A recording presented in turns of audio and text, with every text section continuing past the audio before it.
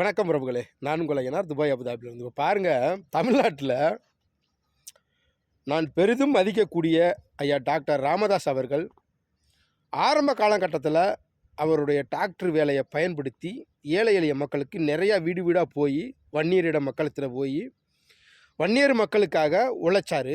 அதுக்கப்புறம் எல்லா மக்களும் நல்லா இருக்கணும்னு சமூக நீதிக்காக போராடி கட்சியை வளர்த்தாரு. இப்போ பார்த்தீங்கன்னா, இப்போ 2026 தேர்தலுக்கு இப்போ அவர் மகன் அன்புமணி ராமதாஸ் அவர் தனியாக போயிட்டார். இப்போ இவர் என்ன பண்ணுறாரு, இவர் தனியாக ஒரு கூட்டணியை அறிவிக்கிறாரு.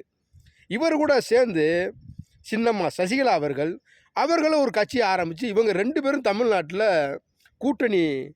கூட்டணி சேர்ந்து தமிழ்நாடு முழுக்க தேர்தலை சந்திக்க போகிறாங்களாம். தேவையா இது? ஏங்கய்யா இது? இந்த வேலை நமக்கு தேவையாங்கய்யா? பேசாமல் அமைதியாக இருங்கய்யா. உங்களுக்கு என்ன, ஐயா ராமதாஸ் அவர்களுக்கு அன்புமணியை தோற்கடிக்கணும். அம்மையார் சசிகலா அவர்களுக்கு என்ன பிரச்சனை? அவர்களுக்கு எடப்பாடியை பழி வாங்கணும். அப்புறம் அக்காமையும் தினகரனையும் பழி வாங்கணும். இதுதானே உங்களுக்கு? வேறு என்ன சொல்லுங்கள் பார்ப்போம். வயசான காலத்தில் உங்களால் முடிஞ்ச வேலையை ஏதாச்சும் ஏழை எளிய மக்களுக்கு பாத்ரூம் இல்லாமல் எவ்வளோ கஷ்டப்படுறாங்க நடுத்தர மக்கள், அவங்களுக்கு பாத்ரூம் வசதியில் கட்டி செஞ்சு கொடுங்க. நீங்கள் ஒரு மருத்துவர், உங்கள் பகுதிகளில் எத்தனையோ பேர் முடியாமல் இருக்காங்களா, அவங்களுக்கு நோய் நொடிகளை சரி பண்ணி கொடுங்க. இல்லை சசிகலா அம்மையார் எவ்வளவோ சொத்து வச்சுருக்காங்க.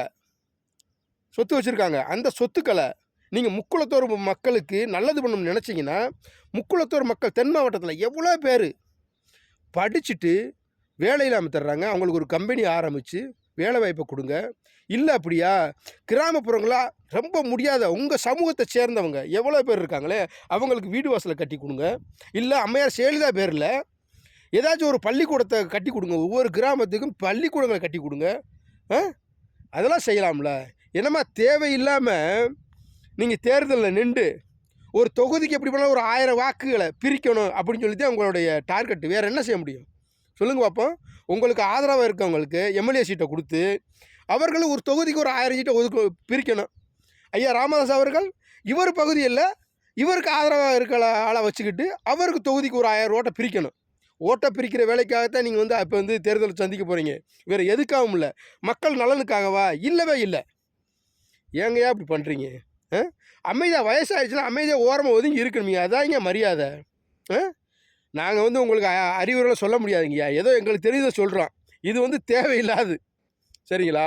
மக்கள் இன்றைக்கி ரொம்ப தெளிவாக இருக்காங்க. ஆரம்ப காலகட்டத்தில் எந்த ஒரு வீடியோவுமே டக்குன்னு போய் மக்களிடத்தை செல்றதில்லை, பார்க்குறதில்ல. இன்றைக்கி இன்டர்நெட்டு யார் என்ன தப்பு செஞ்சாலும் உடனே நெட்டில் போய் யார் எவ்வளோ ஊழல் செஞ்சுருக்கா, யார் என்ன பண்ணியிருக்காங்க அப்படின்றத உடனே பார்த்துடுறான் இளைஞர்கள். அதனால் ஏமாத்துறதுக்கு வாய்ப்பே இல்லைங்கய்யா. இது தேவையில்லாத வேலைங்க. என்னை பொறுத்தளவுக்கு மக்கள் இன்றைக்கி ரொம்ப தெளிவாக இருக்காங்க. மக்கள் ஒன்றும் ஏமாறுறவங்க இல்லை. இன்றைக்கி ஓட்டுக்கு காசு கொடுத்தாலும் காசை வாங்கிக்கிட்டு அவங்கள யார் ஓட்டுக்கு போடணுமோ அவங்களுக்கு போடுவாங்க.